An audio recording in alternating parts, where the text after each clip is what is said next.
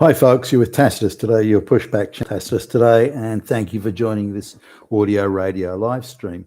I've been doing, well, not many videos over the last several days. I'm sort of on vacation, so my production rate of videos is going to be a little bit toned down for a while. In this essay, I'd like to talk about the last year in Australia.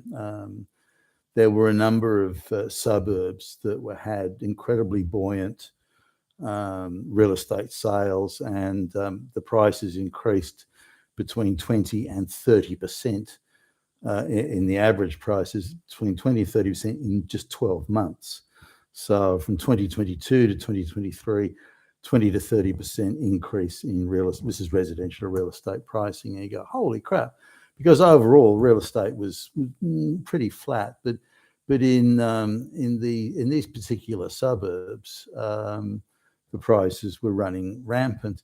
Now, nor are these the cheapest suburbs, like the ones where you can buy a place for a few bucks. One of the suburbs, as an example, the average house price is just shy of $10 million, and that's I think the number one suburb in Australia for price appreciation. So let's have a look at these. So I'll just deal with the five top suburbs, and bear in mind that there's over 10 suburbs with appreciation of better than 12% in just 12 months. Now the poorer suburbs didn't do well at all. Some of them went backwards, but in these top 10 suburbs, they all did very well in a year that had a lot of interest rate rises, a lot of people tightening the belt, and so on. So what sticks out straight away here is that all of the action. I mean, maybe 1 or 2% isn't, but all of the purchasing action comes from offshore buyers. And you only have to go to any of these suburbs and have a look at the auctions, and you'll see that there's not a white face in sight. They're all Indians or Chinese. Now, one of the suburbs, there's a lot of Ukrainian and Russian offshore, mafia gang type buying, and that's I noticed that when the US started shoveling vast sums of money into the Ukraine, suddenly there were a lot of Ukrainian people running around purchasing swathes of real estate in Australia. So I'm not sure, there could be just a pure coincidence, but one would suspect that in a very corrupt place like Ukraine, that a lot of that money that the US is donating is being siphoned off into the pockets of the already corrupt and well-connected, and they're buying bolt-hole real estate around the world, not just in Australia, I would imagine, but in Britain and Canada and so on. But the vast majority of buyers are Chinese and Indian. And there is one suburb where I think it's like 100% Indian. Then that did some good, had some experience, some pretty serious appreciation, again around over 20% prices increase in 1 year. So there's no doubt this is not a matter for speculation. It's offshore buyers. Now, whether they come in directly with the cash or they use local nominees, because all these people, these Chinese Indians, they're all related in a wider family sense. So there could be someone's second or third cousin. That doesn't matter. They're blood, and they will be used as sort of nominees or front buyers, ghost buyers, call it what you like, to go around buying vast sums of real estate. And if the local tax office or the authorities went, look, how come when you're on a below average income, Sandeep, can you buy 10 properties worth $1.5 million a piece? Can you explain that to so they could, the authorities could easily clear this up if they wanted to. But the issue also is one of money laundering, because when this offshore money comes in, they're just money laundering. They're not genuine buyers that are working their 9-to-5 job and got their bills to pay. They've got multi-millions to sling around, gazillions to sling around, and the idea is to turn dirty money into clean money, and real estate purchasing is one of the time-honored ways of doing that. So now you see this, and I've gone to auctions and to watch this. let's say the average price of the house. I mean, I'll just use round numbers to make this easy. But let's say the average price of the house is $1 million in that suburb or that postcode, and and the place is pretty run down, so it's going to struggle to get the average price. And but the offshore Chinese buyer or the Indian buyer, or whoever it is, comes in and pays $1.5 million, and you end up with Chinese and Indian buyers competing with each other, or Chinese buyers competing with each other to buy the fucking property. So they pay $1.5 million.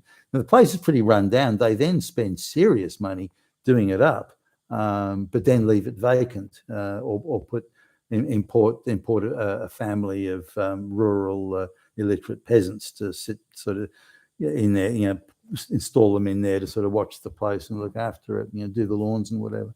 So so clearly it's just straight out money laundering, blatant money laundering, and yet somehow they're getting away with it just as much now. And if the government does a crackdown, says it's not going to allow the offshore buyer to do it, then they just switch and use local nominees to buy the property, local ghost buyers. It doesn't change anything. They're still buying as much.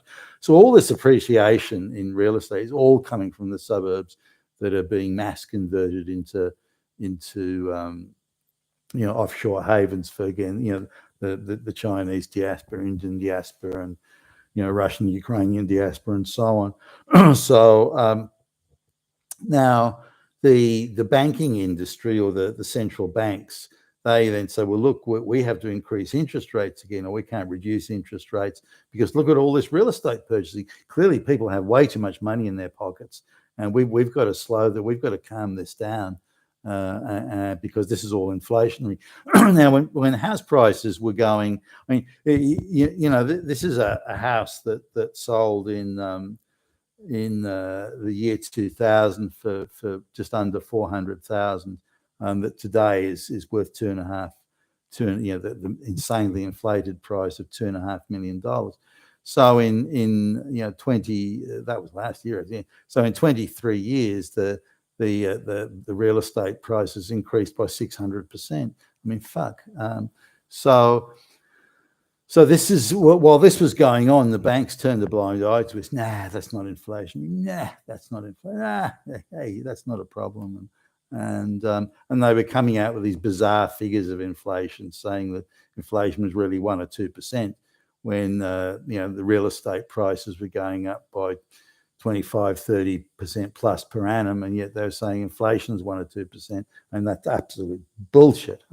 Rents were going hysterical, and but now these same central banks that were saying that those hysterical price rises across the board, this is pretty much uniform across the board.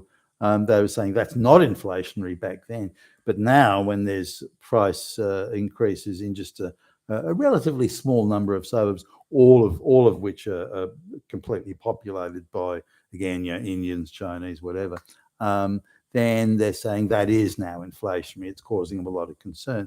But if we peel back the layers of the lies and the untruths and the deceptions here, the reality is that because the cost of living, in terms of rents, energy, food, because those prices have gone hysterical and had nothing to do with inflation or people having too much money in their pockets. Quite the opposite, in fact. It was imposed and forced on the populace. But because of those cost of living increases, there's now quite a lot of pressure to increase wages to try and catch up or ameliorate to some extent all these price rises in the essentials of life, like food and rent and so on. So this is why the central bank's getting nervous. They weren't nervous about all the price increases of food and rent. That's all fine. They don't care about that. But as soon as it looks like wages may increase, suddenly they're in a panic. And, it's inflationary, it's inflationary. We have to do something. We have to act. It's an emergency. But that's all bullshit. They stood by and did sweet fuck all while all those other prices, like food, were going up. Things like milk and bread that went up in 12 months, they went up by a third. For people who are on the minimum wage and that sort of thing, that's a heavy hit to take on those sort of basics and essentials. So that's where we're at. But I just wanted to highlight how offshore buying, by the Chinese things is still going. Now the government is making, as far as I can tell, all across the Western world is making no effort at all to stop this. They talk tough and they bang on the desk and make a few frothy speeches here and there, but they're doing fuck all to do anything about this. They're just leaving it go. In fact, I would argue they're encouraging it, and I would similarly argue that a lot of the real estate transactions end up benefiting our political and elite class, which is why they're prepared to leave it. But if you look at the rents over the last few years, rents in many suburbs of Sydney have doubled just in a few years, whereas wages have increased by just a few percent over that time. So that'll give you some idea of the pain that the ordinary wage earner is suffering as a result of these cost of living increases. They have no justification whatsoever, I would argue. You've been a task for us today, your Pushback channel, and thank you for listening.